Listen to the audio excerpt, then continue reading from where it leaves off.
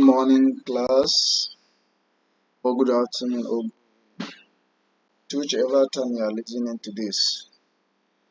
Our lecture today is demonstration method. Well, because we have limited time, take much time explaining this, but with the little we have here, you can be able to go through it.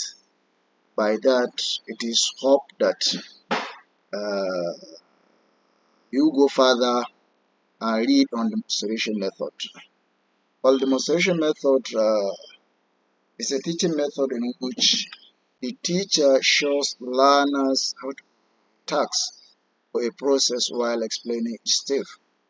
So in demonstration method, the teacher explain and show the process, the procedure, or how an activity is done. It combines both explanation with practical illustration, making learning easier and more meaningful. You see, in demonstration, it includes display and exhibition. So the teacher display activity to show how an activity is done, or how a procedure is done, or how a process is carried out. So demonstration is an active visual instructional strategy where the teacher acts as demonstrator to show step by step how a process, skills, or concept is performed, while simultaneously explaining the underlying why.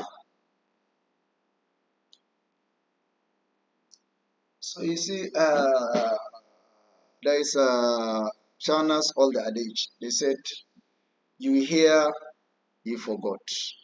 You see, you remember.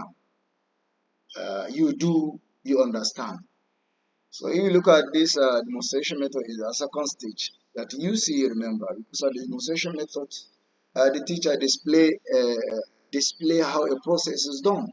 So by seeing how a process is done, or how an activity is done, or how a procedure is carried out, you can be able to remember knowledge. And that is one of the social constructivism belief in knowledge.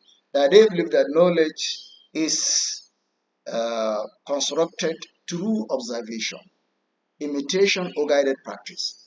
So knowledge can be constructed through observation, through imitation, or through guided practice. So through this observation and demonstration method, whereby a teacher as demonstrator shows how a process or activity is carried out, you make an observation so that that knowledge can be retained. If you look at this slide, you see a computer teacher demonstrating to the student some component of the computer, whereby student watch and ask question where necessary. You can see that how teacher point some component of the computer in this picture.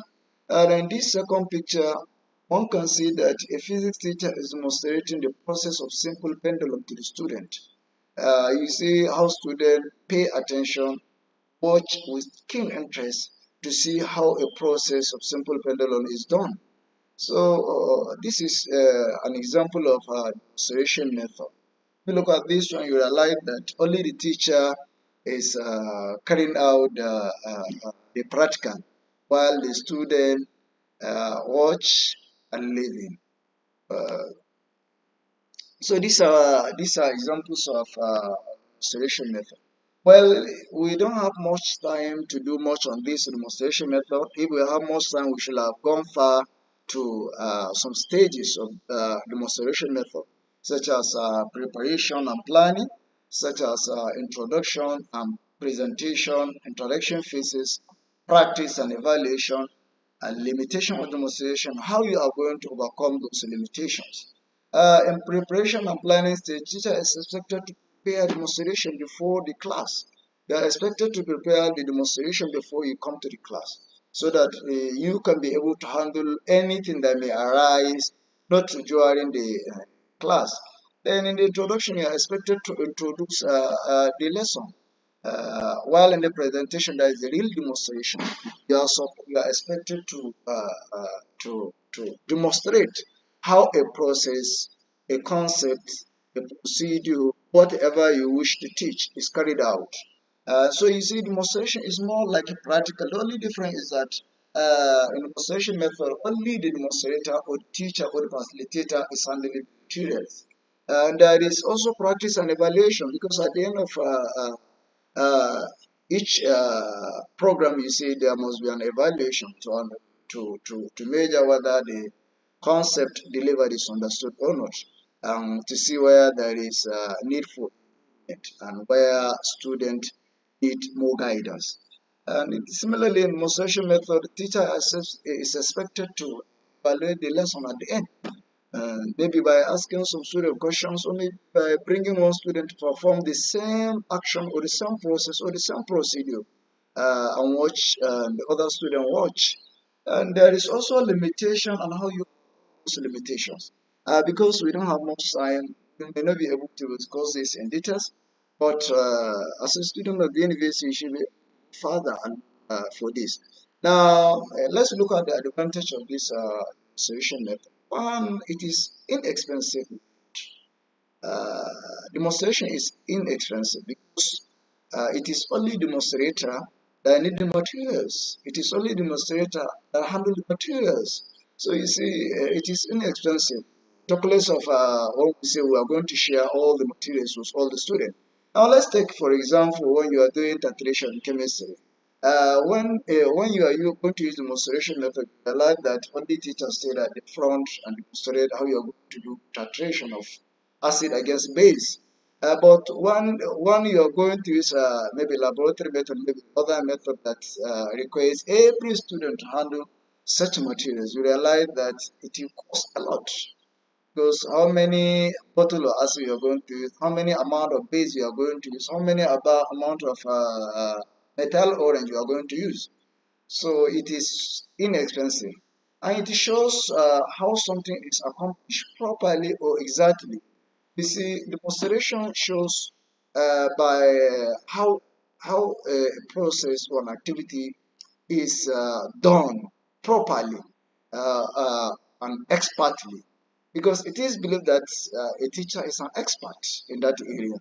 So if he's an expert in that area, that means he can conduct that practical expertly, so that all other errors can be reduced to the bearable minimum, right? The demonstration method is especially beneficial in the areas of skills and attitude. You see, demonstration method go beyond cognitive ability. It goes to psychomotor domain, whereby skills of handling apparatus, though the student may not handle the apparatus directly, but by looking at how careful, how expertly the teacher conduct the practical, they may develop such skills and they may develop such attitude. Maybe you realize that when you go to physics laboratory, sometimes you may do a practical that requires almost 3 or 4 hours. So that means you have to develop attitude of patient. You have to develop some scientific attitude of taking time to do the right thing. So demonstration method is very beneficial in developing of skills and attitude, not to just recall of knowledge, not to just other aspect. So the talent display reduces the length of trial and error time. You see, since only the teacher will now handle the materials, it will reduce the length of trial and error. Now let's take for instance, if you take some inexperienced student to the chemistry laboratory where we have acid that are highly dangerous, and they are unfamiliar with such acid, because there are some acid that are colorless. You see, some students may think that this is just a water, a bottled water, or something like that. So if you take students that have inexperience in that, and without demonstrating how those students are supposed to handle acid, base, and other dangerous chemicals in the laboratory, you see, they may end up injuring themselves. So a demonstration method reduces length of trial and error. It will learners' attention, thus facilitating learning by allowing students to see and hear what is actually happening. You see, as you watch how a teacher demonstrates how a process or an activity is done, it facilitates learning by engaging students fully. Then this is some of the advantage of our demonstration method. Some of the disadvantage of this method is that the assumption made that all students see and hear equally well does not necessarily follow. Well, it is not. It is not true that every student here will see equally. There are some students with different learning abilities, and there are some students with disability. There are some students with even hearing impaired, which if you employ one tactics or the other, they may not be able to grasp the concept very well. Demonstration is related to teacher alone. Since students were denied to handle the materials, they may not acquire what we call manipulative skills. Because manipulative skills, one will be able to handle, be able to acquire those skills in handling such such such apparatus or such equipment in the laboratory. Now, let's take for instance, if you conduct a practical in chemistry, let's say titration, and you realize that a student doesn't know how to handle acids. Such manipulative skills of handling such dangerous chemicals is missing in demonstration method. Similarly, in other science experiments, demonstration sometimes tend to be inadequate for large class and smaller objects. Uh, Now, let's take when you have a class of more than one student and you want to do demonstration. Some students at the back of the class, they may need to see what you are doing in front. Most especially if you are handling a small object. So these are some of the advantages of demonstration method. Well, we have some guidelines if you want to employ demonstration method as a prospective teachers or that are going to be maybe teachers in secondary schools, even though you may you doesn't like it, but you are trying to teach at various levels of education. So we don't like teaching, but anyway, that is a very good profession. Well, there is some guideline if you want to use demonstration method and want to employ demonstration method in teaching one concept or the other. You see, you need to first gather and assemble all materials for the lesson in advance. It's not mean that when you come to the class that you start preparing, you start looking for this, you start looking for that, you start looking for that. Because you may waste a lot of time preparing materials in that particular time. I could remember we were in secondary school. Our teacher, before we go to the lab, he have already prepared all what we are going to use in that laboratory. I have already put them on the table for each student. So when you come, he will just position each student. You stay here, the other one stay there, the other one stay there. And that will reduce the length of time we take. Try demonstrating in advance to class to ensure the adequacy of materials and equipment. Well, to avoid any disappointment, try and demonstrate the procedure so that you may not felt in front of the student. So try and demonstrate the procedure alone so that when the student come in, just like all road you just follow. Try and demonstrate it yourself before you come to the class, and that will reduce errors, and it will also help you to see whether any problem that may comes up during the procedure. Map out how and when visual aid would be used if required. If you need visual aid, know where to use it and how to use it before the class. Don't say that it's after when you come to the class you do